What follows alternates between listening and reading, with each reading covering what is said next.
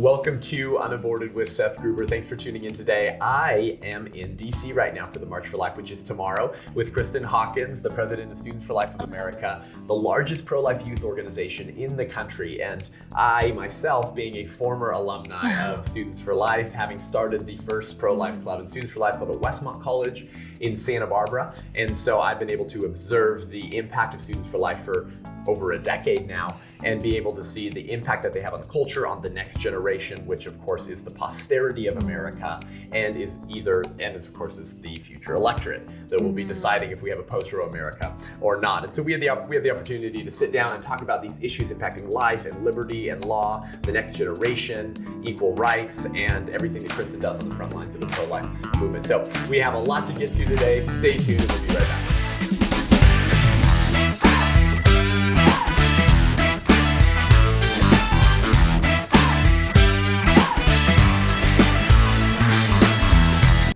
So Kristan, thanks so much for joining me today. It's great to have you on. I've benefited so much from Students for Life of America, of course.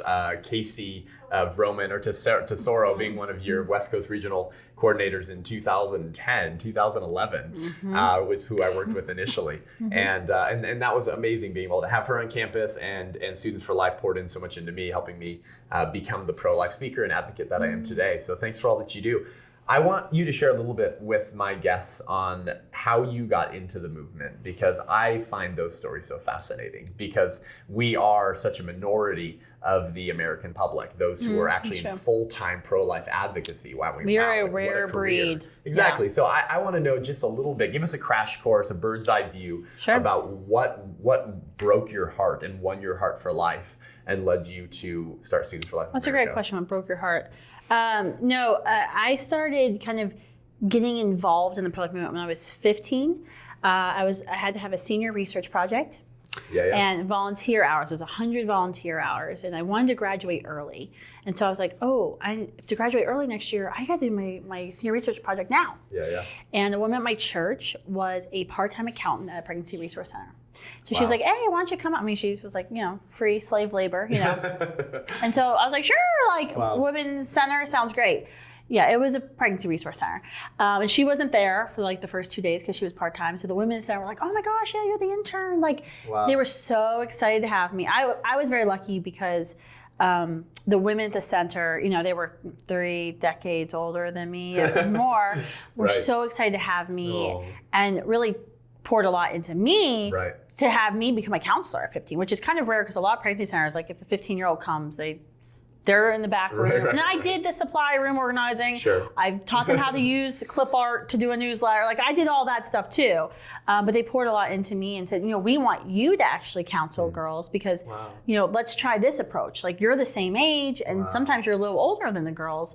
So they trained me that summer. And so that was really... You were 15? Yeah, that was something that was, talking about breaking my heart, that first day going home, I remember walking to my car and just wow. I was active in my church, and we went Sunday morning, Sunday night, sometimes Wednesday. Those were the really boring nights. Sometimes Saturday night.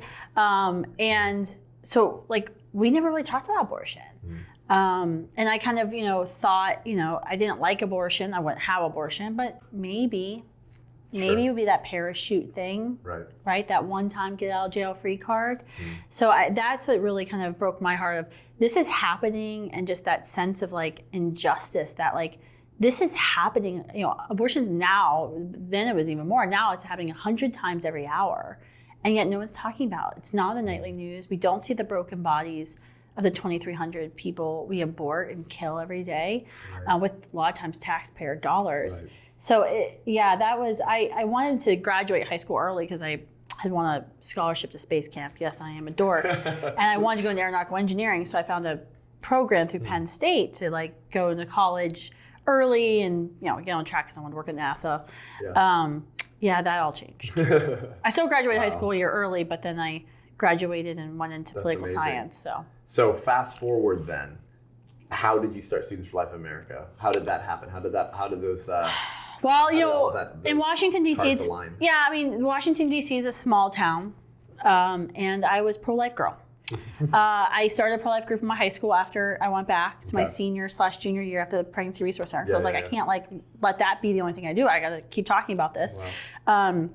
So then I got involved in local politics because of my pro-life movement, kind of step in. And so then I was like the youngest person there by like 5 decades. Politics. I went to college, I started a pro-life group, and I did some lobbying. And I didn't really know that there was like a very active pro-life movement. I knew that there was National Right to Life. Right. I remember I have a picture of me, 15-year-old Kristan, meeting Father Frank Pavone for the first time, which is kind of cool because Father Frank's giving me an award tomorrow. And like I've gotten a lot like awards. I'm like, I don't deserve it, but it's kind of cool because I'm like, it's for the team. But you were the one like, he's been around forever. I had a picture of Father Frank, like, and I wasn't Catholic yet. I mean, I'm a convert to Catholicism now, but I had like this picture of this priest on my like dresser for like a decade or more. Wow. So yeah, it was. I just kind of started getting more and more involved, and because of this pro-life conviction, I kind of thought like, well, I really want to serve full-time in the pro-life movement, but there's really like, you gotta kind of have money, you gotta kind of be old to be in the pro-life. Like, I'm gonna have to go make money, and I can start my own pregnancy center or maternity home, but like, what else is there to do? Like, I didn't really know that there was all of these conservative think tanks, and I went to a very, very, very liberal college, which helped prepare me for the life, God had a plan. So I didn't have professors who were like, oh, there's this internship here, you should Google. The Google was like this newer thing. So I'm dating myself, I shouldn't say it, but so I got involved in the campaigns. Wow. So I worked for President Bush's 2004 re-election campaign. Okay. And so I got offered an internship at National Right to Life, and I got offered an internship at the campaign. The campaign didn't pay, National Right to Life paid, but I decided to do the campaign. It was a really hard decision, but I'm really glad I did. So I learned a lot about campaigning. That led me to Washington to work at the Republican National Committee. Then I was like, I want to go get my PhD because I need to go talk to kids and be on campuses, and then one day I'll have enough money to start my pregnancy center. So I was like, I can't work at my advisor was like, you gotta get out of the job at the RNC. It's gonna kill your resume. No serious college is going to hire an academic who is this, activist, crazy activist. So I went into the government. I got it's considered like a political appointee position at the Department of Health and Human Services. And when I was over there, about a year into my tenure over there, a friend of mine from the RNC called, who I worked with in the campaign, said, I just moved some kids. They run this group called like American Collegians for Life. They changed the name to Students for Life. And like they got this money, and they really want to go full time into the pro-life movement. Wow. And of course I gave them your name. So and the rest is history. Wow.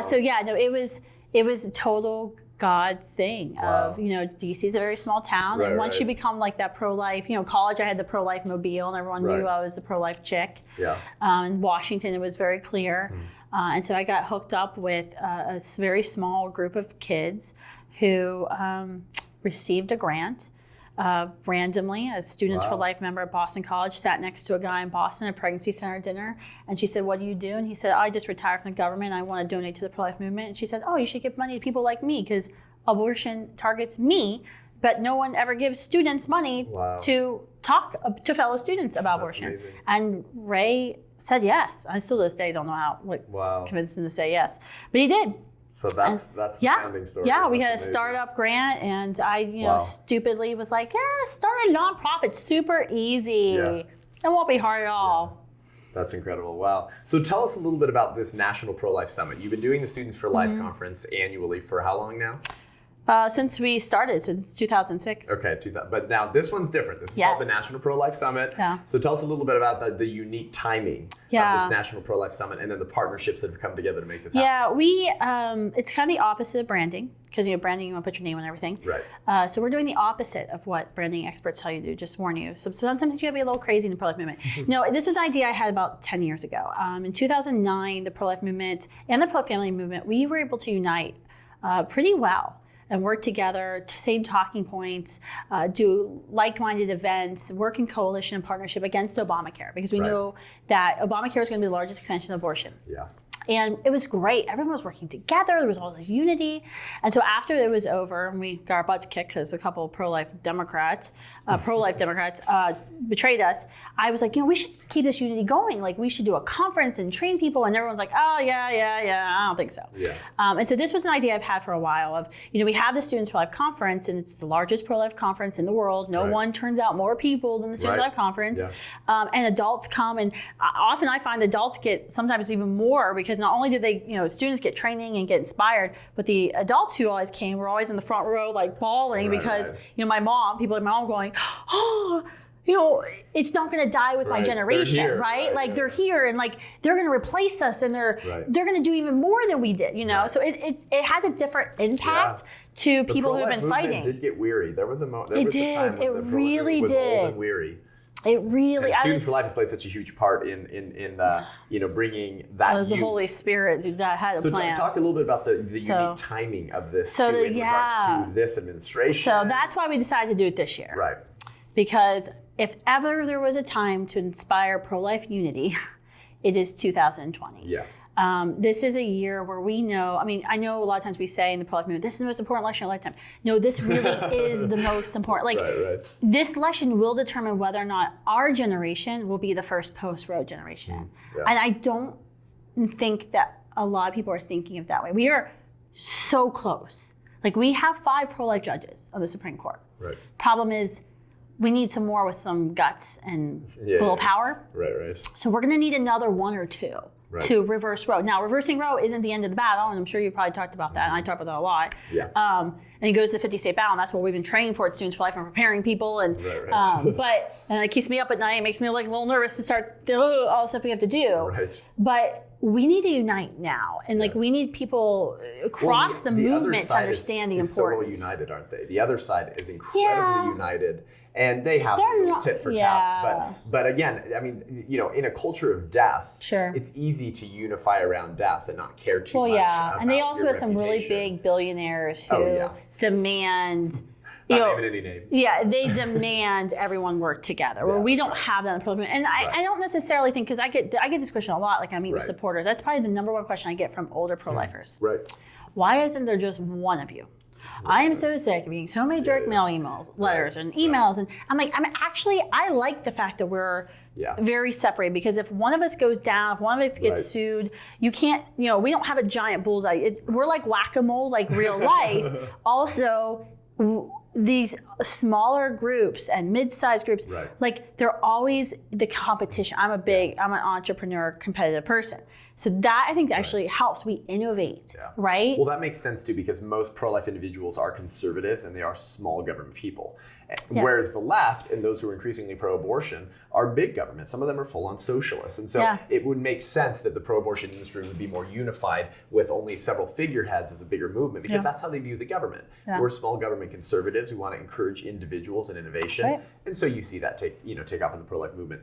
What have been the biggest victories for the pro-life movement this last year, 2019, which I have argued up until this point was one of the most radical and intense years in the abortion wars. And it's going to get worse. I wrote a piece at LifeSite News. I'm taking notes entitled here. "Abortion is the greatest genocide in human history, and Democrats are its greatest champion."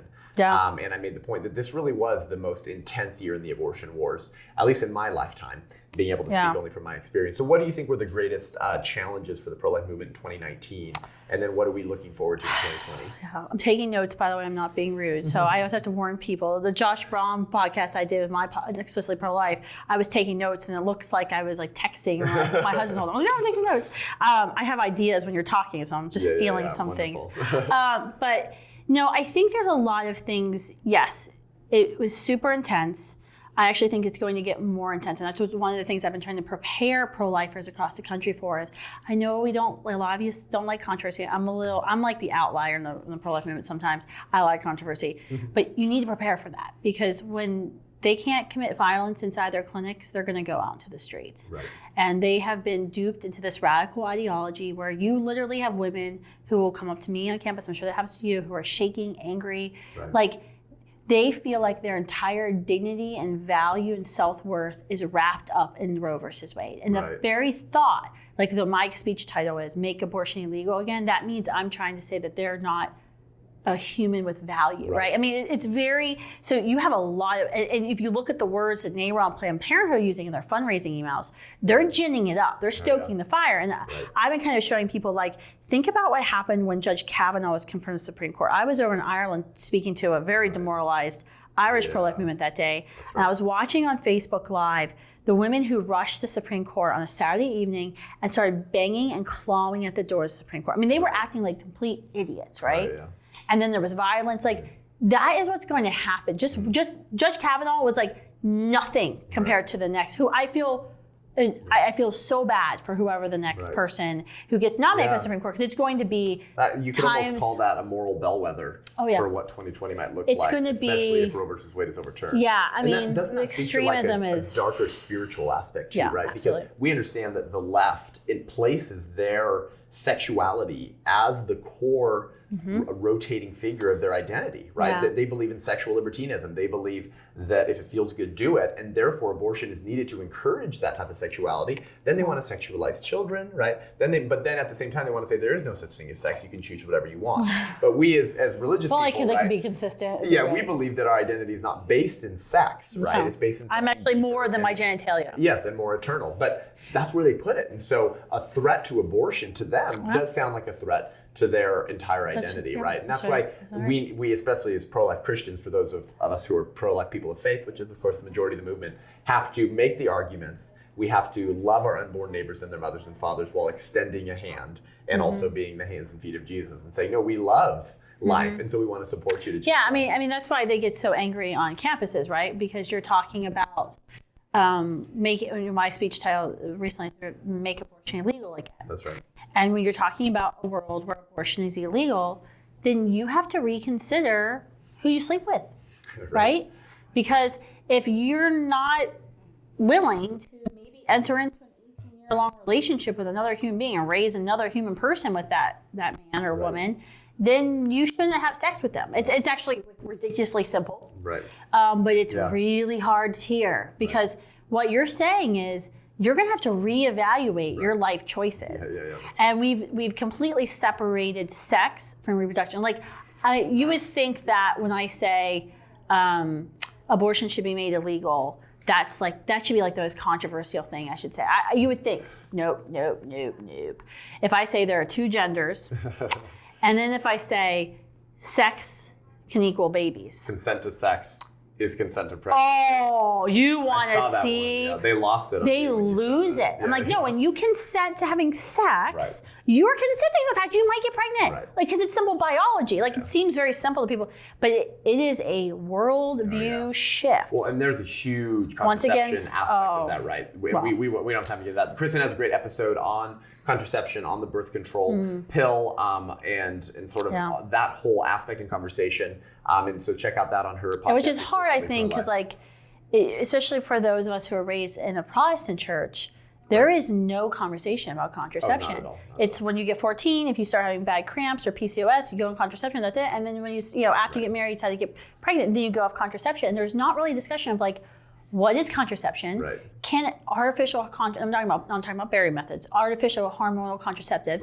can it be carcinogenic? How does it affect your brain? Okay. Because you're not solving a problem. You're masking it. Medication Band-Aid on it. And then what are you changing in a relationship, right? If I could ethically clone myself, I would do, because it's a mind shift. And you want to talk about shifting someone's worldview, you start talking about, hey, have you ever thought that maybe this would be a problem? But and it's not a hands-made tale type of philosophy that we're advancing. We're saying, hey, listen, you're more than a pound of flesh, and you deserve more. You deserve someone who loves you and will commit themselves to you rather than treating you like a pound of flesh, and then utilizing abortion as a tool of male exploitation and chauvinism so that they can treat you like a pound of flesh and separate sex from procreation. And it's so weird because everybody wants happiness, and they'll say like happiness, they want to achieve happiness in their life. And it's like, well, what are the levels of happiness?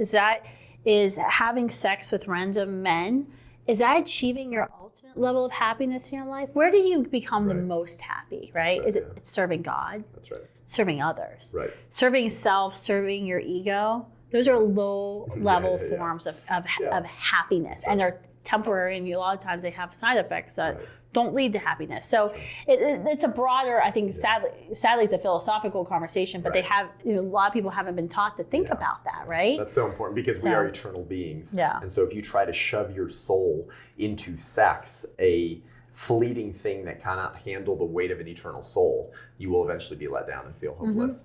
There's so much more I want to ask you. With the sake of time, let's see if we have time for a couple more before we send you off to go equip and encourage more people. What does the future of campus outreach look like and activism look like, given the changing political environment? There are threats, of course, but at the same time, under this pro-life administration, there's a lot of encouragement, knowing that certain types of expression that the left doesn't like has more protections now than it would have under an Obama administration or certainly a Hillary Clinton administration. So all these different aspects that you as Students for Life have to consider. What does the future of campus activism and outreach look like in a context that we have to be, right? Because this is the posterity of America, this is the electorate, and our universities function sort of like cultural crystal globes. They absolutely do, yeah. I mean, so talk about that. I mean, politics, I believe, is downstream from culture, and who creates culture? Youth. And who does Hollywood market to? Young people, right? Because youth is sexy, right? And that's just brass tacks of it. But no, President Trump has done a lot. We did a big White House, executive order, and we had a bunch of students on stage speak with him this year about standing up for free speech rights. And we're ADF, Alliance Defending Freedom, and Thomas More Legal Society love us because we're very good clients. And we've had more legal cases and vandalisms and threats of violence than ever before, ever since President Trump has been elected. And you talked about that earlier, the extremism of 2019. It's on the rise, right? Because they know what's coming and they're freaking out about it. And so it's going to get worse. Under a Trump presidency, we'll be okay. What worries me is what happens. In politics, there's always equal opposite reactions. What happens when there is a Bernie Sanders or Elizabeth Warren presidency? They will literally do, and what I always look at, we have a group, NCLN, National Campus Life Network. They're up in Canada. Ruth Shaw was a former Students for Life leader. She actually got arrested on our campus. Alliance Defending Freedom had to get her out of that. But Ruth actually is the executive director of NCLN. So they're kind of like the sister organization of Students for Life. And so Ruth and I Facebook message usually at summer. She's got little kids too, so she messages me all the time on just different questions. And it's a scary situation. So I think if you want to look at the future of campuses, look at what's happening in Canada. Because everything they do in Canada, they try to export down here. And they can't wear pro-life shirts. They can't even have pictures of ultrasound images on campuses. Unreal. So this is what I'm talking about. You can hate Donald Trump and not like his tweets and whatever. But the reality is you have this person who has actually done pro-life things, and we weren't sure, and actually has done. And then you have somebody who you're gonna have somebody on the other side, and they're not hiding the cards. Oh no! That's a part of the extremism now, right? They're openly they want to shut us down. That's the whole thing on campuses now. When I was on campus in college, and I'm dating myself again, dang it. There was at least a semblance of we want to debate. We want to encourage debate and dialogue. That's what we're doing on campuses. I actually, one of the people you mentioned earlier, I've had some not so pleasant conversations with this person before about tactics in the pro-life movement. And I think one thing we have to keep in mind is your mission, your principles don't change, but your tactics can. And that's not a bad thing. I want to be the most effective person I can be. And that means I need to convert the most number of people. So that means at Students for Life, we've changed our tactics multiple times. But I've heard from other people in the pro-life movement before, Students for Life groups are being wusses and they won't do this. And I'm I probably would have done that, but I'm a resource organization. I can't force groups to do these things, but maybe you need to reevaluate your tactics and change. And I'm not saying you're changing your mission, but there's nothing wrong with saying, I change tactics all the time at Students for Life. Every year I do I've already started. Do we need to blow up this? Do we need to stop doing this? And I'm constantly trying to figure out, and I like change, right? So my staff's oh God, she's thinking about it again. But I want to be the most effective pro-life activist I can be. And that means I'm not wedded to my tactic. I don't get personally upset or offended if something we did 4 years ago no longer works. Now, yeah. I mean, and that's what's interesting with Generation Z is, you know, the oldest Gen Zs are now sophomores in college. And so we've been having conversations on our team, what has changed? What's going to change when there's no more millennials in campuses and it's all Gen Z? And I actually think it's going to be positive for us. And we may be able to go back to some earlier tactics that the millennials wouldn't this generation tolerate. seems a little bit more willing to question the sort of the norm and the status quo more so than millennials have on certain issues. I have one last question for you before we wrap up and then get out here marching for life and working with other people who are working so fearlessly alongside us. There is a messaging battle in the pro-life movement. It's been happening for almost a decade now, but increasingly more so in the last 5 years or so. I was at an event last night where Hugh Hewitt spoke briefly, a law professor over at Chapman and has a show. And he told the students in the room, the audience, the majority who were students, that, hey, when you march on Friday, you're not just marching for justice for the unborn, you're marching for justice for everyone. And he said, if you're pro-life, you can't just be pro-life for the unborn, you have to be pro-life for everyone, which opens us up to critiques from our ideological opponents that what it means to really be pro-life is to also be against all these other things. I thought he was a conservative. Putting a certain burden on the pro-life movement of solving other social ills, right? So there's this attempt to redefine what pro-life means, and it concerns me. No, it's because it used to mean we march for the unborn. Pro-life meant you were against the killing of humans in the womb, and while Christians might adopt a certain level of personal responsibility in their own life to protest other injustices, that doesn't mean that the operational objectives of the pro-life movement have to be broad and inclusive. So talk to that messaging. Yeah, I hear this a lot, and I think a lot of it is, you know, you're on campus and you're trying to win friends and influence others, right? And that's you're trying to build this movement, and you get these questions of like, well, you know, you should be more consistent, you should do this, and you should do this. And so there's like this feeling of, well, yeah, I guess I would. And if my Students for Life group, my Right to Life group, would just take a stance against the death penalty and take a stance on human trafficking and take a stance on climate change and all this, we could reach across the aisle and like we can make friends with liberals and pro-aborts and bring them in. Right. Sounds like a good idea, right? Because we want to convert, like that's our goal. Guess what? I've tried this before. They're still going to hate you. Yep. At the end of the day, you can be a liberal on every single issue, dye your hair pink, use the F word every other sentence, right? You can be as cool, you can be secular, you can be whatever. As long as you're anti-abortion, they're going to hate you. Right. You can't.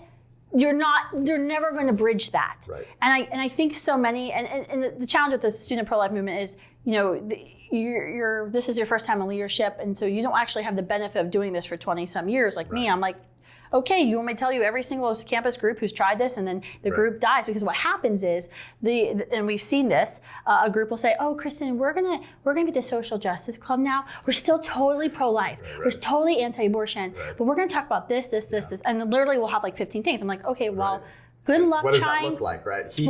Try to find 15 people, okay, who can agree with you on all 15 points, okay? Especially like if you're talking about death penalty. How are you going to reach across, if you're Catholic, to Protestants who, I am anti-death penalty, but I didn't start out in the pro-life movement being anti-death. I actually was converted to that. But had I, when I started the pro-life movement, and I came into the pro-life movement as a Protestant, full disclosure, I'm a Catholic now. I was pro-birth control. I was pro-death penalty. And if I would have joined the pro-life movement and the pregnancy center said, you gotta be anti-death penalty, you gotta be anti-hormonal contraception, I would have been like, these people are freaking crazy. I'm not joining them, right? So it would have eliminated me from actually even learning the truth about these things. So I think and what does that mean for focus. The strategies of the pro-life movement? Would we fight sex trafficking on Monday? And how are you gonna do that? Abortion how are you gonna do that, right? I know what I do really well. Students for Life isn't the be-all, end-all pro-life organization. We have a niche and we're good at that niche, and that's called specialization, right? And what other group gets that rap, right? Imagine telling the American Cancer Society you're not really anti-cancer unless you're focused on solving AIDS. I ask this on campus all the time. So I'm like, when students yell at me about foster care adoption, I'm like, oh, so you really hate the American Diabetes Association, don't you? I'm like, why? I was like, well, so what's the American Diabetes Association's job? To cure juvenile diabetes. I'm like, great. I said, but they don't give a damn about people with cancer. And they're like, And you and I know that the pro-life people in our lives are some of the most generous. In fact, pro-life conservatives and Republicans give significantly more than Democrats to these nonprofits, to these justice organizations that we're then accused of not caring about because we choose to specialize in ending the only legalized slaughter of actual human beings that has also taken the lives of more human beings than any other. Nothing's taken more human beings than abortion. And we can care in our personal lives about all these other issues and even give generously. But it deserves its own movement, Exactly. right? That's right. No one, Imagine telling abolitionists that you're not really anti-slavery. Well, I mean, if you think about slavery, for example, I had an African-American friend of mine point this out. He was like, and he was actually trying to argue the opposite, and it really made my point. He's like, well, think about the 100 years of the American South after slavery. You had African Americans living in poverty. You still today, in 2019, African Americans you can say in many respects, they have a disadvantage. Because you had this legacy, right, of slavery and then poverty. And so you have this challenge of, we weren't ready. America wasn't ready for Reconstruction. There's a sharecropping. I mean, you had Jim Crow, you had the Civil Rights Act. A lot of bad things happened after slavery ended. Right. But no one ever told the abolitionists, well, you don't have a plan to deal with all these black people after they get freed, so you can't end slavery until you have a plan for them. Right. No, Totally. you stop the injustice, and then you keep fighting to restore justice. So sorry, I probably got too loud there. Well, that was good because more of our really pro-life friends are adopting this redefinition of pro-life. Yeah, that's burdening stupid. themselves with trying to solve all social ills. Yeah. And then telling the next generation that, hey, if you're really pro-life, you need to address all these other things, when there's other movements and organizations better funded and more called to the specialization. And we're still called to be in those organizations. And I think it's a broader problem of we're trying to address the fact that pro-life has a bad brand. Yeah. And I've done the research. I know it has a bad brand. But you don't make the brand better by trying to expand it. You make the brand better by having better brand ambassadors. You be better storytellers. You change the narrative. There's a whole different conversation. More committed. Absolutely. Yeah. This was an excellent conversation. Thank you, Kristan. Listen, guys, if you appreciated this and you don't know who Kristan Hawkins is already, which would surprise me, then check out her podcast, Explicitly Pro-Life. You can watch it on YouTube, so it's a podcast as well, or iTunes Podcast, Spotify, anywhere else that you listen. We're going to be marching for life tomorrow. Hundreds of thousands of people, and so much of that and so much of the youth have been inspired by the work that Students for Life of America does. So check out Kristan's podcast. And if you want to learn more about what I do, check out UnAborted, this podcast. And check out my website, SethGruber.com, to subscribe to my newsletter, get pro-life training resources delivered to your email newsletter. And if you want to become a patron of the show, go to patreon.com/unaborted to help us reach more people with this pro-life content. Until next week, I'm Seth Gruber, and this is UnAborted.